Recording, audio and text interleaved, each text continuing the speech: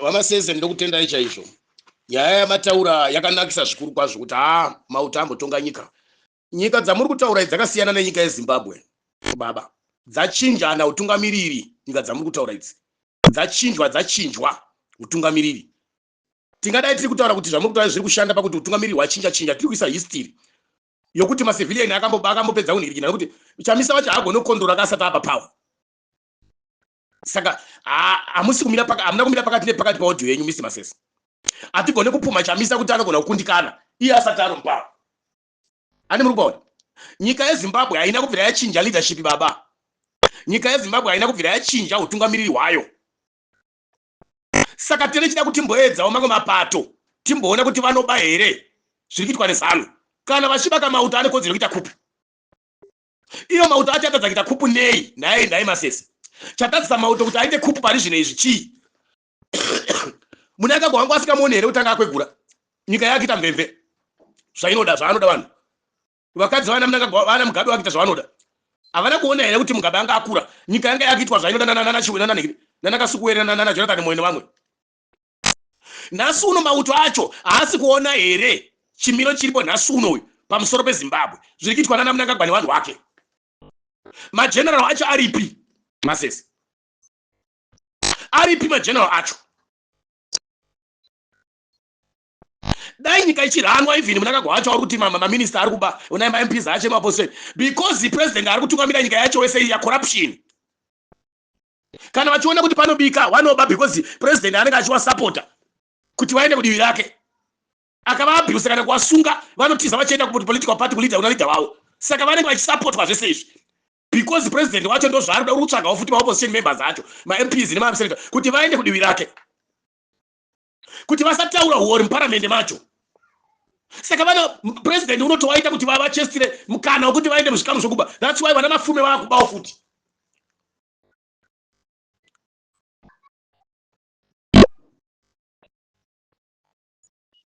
Vana Tore vamuri kutaurawo nyika yatongwa nevanhu vakasiyana siyana yana Tore. Vana Nigeria vamuri kutaurawo nyika yatongwa nevanhu vakasiyana siyana. Saka we don't compare Zimbabwe nenyika nehurumende dzedzimwe nyika idzi baba.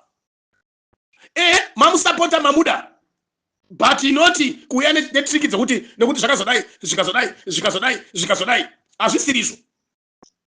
Ikoko Masese kunonzi kunyenga mukadzi nemakuhwa ikoko kunonzi kunyenga mukadzi nemakuhwa kwauri kutaura ikoko. Haugone kupa mhosva opposition party isiri mupower. Instead yekupa mhosva bato riri mupower. Ndingakusapota panyaya yemauto kuti mauto bheta aite zvitori nani. Vasunge vanhu vese vakliye vanhu vese ava. Uri right wataura zvakanaka ipapo yasapoti. Noti kuti Chiwenga Masese kuti zvinhu zvimire mamira zvakaita cause of Chiwenga. Imbondudza kuti muZimbabwe munhu ane simba akaita simba rokubvisa Mnangagwa kuti adzoke kubva kuSouth Africa vangari amudzosa muZimbabwe ndiani? Munhu akaita simba rokubatsira Mnangagwa kuti aende mupower 2017 after 2018 pamaelection ndiani? Unofunga here kuti Mnangagwa pesa apo asati watosiyana naChiwenga Mnangagwa anga achironga ega here hurumende iyi anga achitonga ega here nyika Masese? Zvaanga achita zvese izvi zvinofungidza kuti vana Chiwenga vanga vasimwe here? Tine how many videos daChiwenga achitaura maringe naMnangagwa? How many audios? How many news dzinotaurwa Masese pamusoro paChiwenga? Chiwenga dai aida kugadzirisa nzvimbo yake kana kuti position yake sa general. Ndida kuudza Masese angadai akagadzirisa panguva yaMugabe akateerera Mugabe. But vana Chiwenga vakada kuitwa vanhu vakanaka.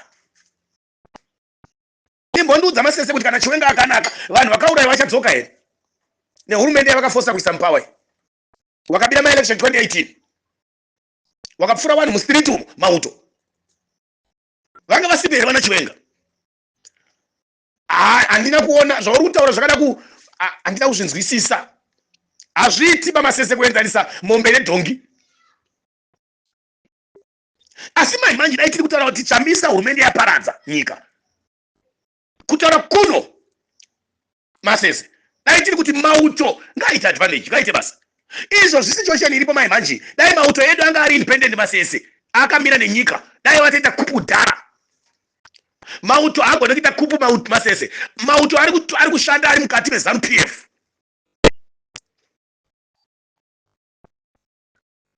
Saka nyika yedu yatobvira kure ichotongwa nemauto auri kutaura acho iwayo, because ZANU PF it's a liberation war. It's a ZANLA forces. Havana kuchinja zita remusango rakanga vainaro. Saka nyika yagara masese uda kutongwa nemauto api? Nyika yagara iri kutongwa nemilitary. Even mauto acho kana akasiya chinzvimbo vanongoya kuita maminister mugovernment yeZANU PF. Vanongoya kunoita zvinzvimbo, vanongoya kunoshanda mugovernment. Vana Chiwenga vanga vari mumilitary vana. Vana Mohadzi vanga vari kumilitary vana. But vaikoniwa vana is failed kurwura nyika yacho vana. Mbavha dziri kungoba vana but ndiwo mauto akare ZANU PF ndiwo military yacho. Haina kuti yachinja zita kugadzisa chimiro chezita rayo. Tichiri musango nanhasi wenje. ZANU PF it's a baba. Yasiyana nema-independent parties esaya. Saka masese kubva 1980 ibva wazviziva kuti military ndo yanga ichitonga nyika. That's why vakaona military inoramba yakaprotecta ZANU PF. That's why vakaona even mapresident anotonga muZANU PF vanobva kumilitary. Maminista mazhinji anopuwa zvinzvimbo muZANU PF mamilitaries. Uyu Mnangagwa wako urutaura ndiye atozouya manje nechitsotsi chokugadza mbavha dzake shamwari nehama dzake dzisiri military. Ndosaka vakunetsana naChiwenga manje because Chiwenga ari kusapota mamilitary, mawo veteran leaders, mamilitary wings kuti ndiwo vanofanira kutonga nyika. Ava vanhu vaana Mnangagwa vasi havana kurwa hondo. Ndo zvaakunetsana kuti ndiwo vanhu vaakuya kwa pamutemo Chiwenga nokufurira Mnangagwa. Saka masese mashoko ari kutaura akanaka zvokuti do but Chamisa atimubatisa zvokuti Chamisa agoni anotonga ega here Chamisa naye masese. Why vakurumidza kuisa analysis dzokudistarita Chamisa? Why vatende utswa kudaro kusvika palevel rakadaro neZANU PF masese? Uri kunyanyonyengererei, unyanyotsvagei kuZANU PF? Uri kunyanyodei kuZANU PF? Why vapadukira musangano kudaro? Dzoka kumusangano masese. Even uchisapota Chiwenga haufaniri kubva waita show off publicly kudaro. Uri kuzvitanisha zita rako iwewe. Nemazikanana unoita navanhu uchirwira shanduko rusununguko democracy iwewe masese.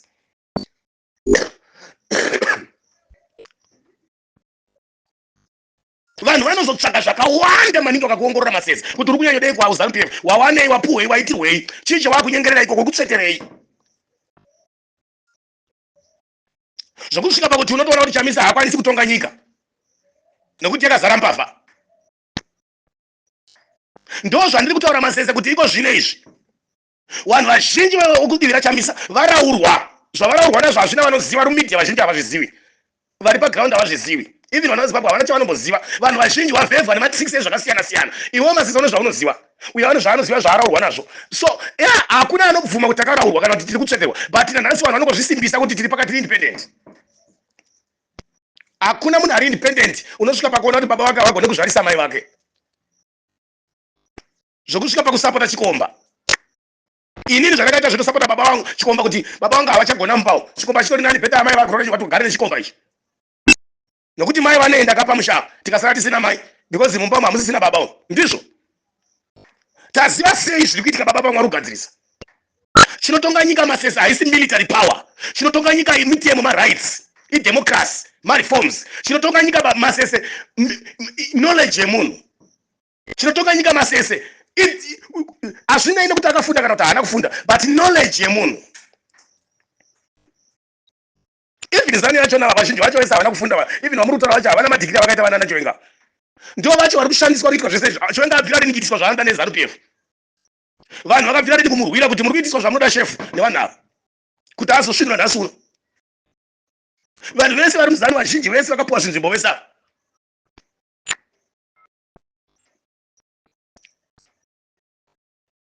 Haisiriyo nyaya yatinayo masese. Nyaya yatinayo hama yangu, uri hama yangu iwewe. Takabva tese kure, uri bhururu wangu. Rimwe zuva achitaura Mutsvangwa akataura kuti haiwe Chiwenga uri bhururu wangu iwewe. Nikigeza. The same newe masese, uri bhururu wedu iwewe mumusangano.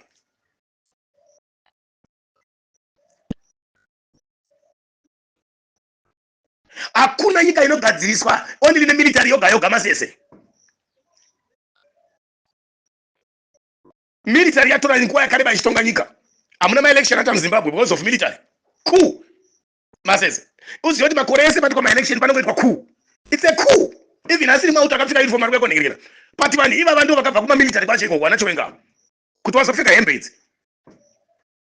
That's why vasingabvumiri ma-election munyika ari peaceful. That's why vasingabvumiri mamwe political parties kuti atoke munyika. Because it's a military political party. Tiri kuti ngatibatsirane kudhimanda ma-reforms, kudhimanda rusununguko rwenyika yedu. Vamwe mune zvamava kumhanyira.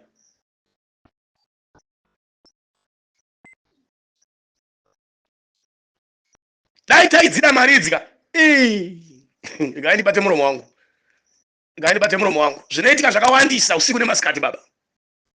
Tingadai takanyarara muromo kuti ziku dhara takabata muromo gaba iri. But hazvishande. Ini ndinoguta. Ko vamwe vanhu vari paground.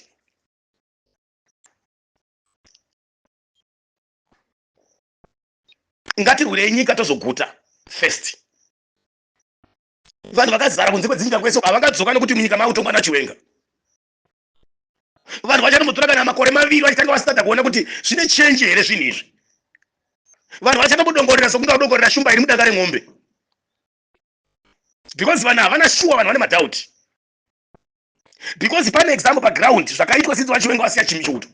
Zvinhu zvavakaitira Zimbabwe zvakupisa Zimbabwe nasino zvaparadza nyika kudai izvozvi. Zvakaitwa navaChiwenga kwete nevanhu nepofu. VaChiwenga ndo vakakonzeresa masese zvinhu izvi. Iwe hauna simba rekudzosa Mnangagwa iwe. Ma-election a 2018 ndo vakanga vachifamba vari tuna navo Mnangagwa. Ndo vakatokonzeresa futi because mauto vaChiwenga vanga vasati vasiya position yechiuto yemilitary.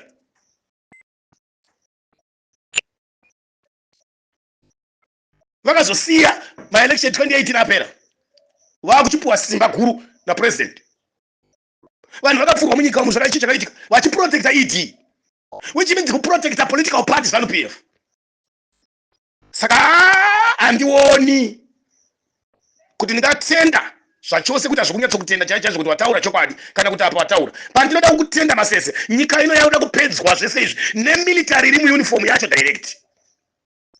ZANU yacho inofanira kuudzwa kuti ichishaiwa power kana mamwe mapato achishaiwa power.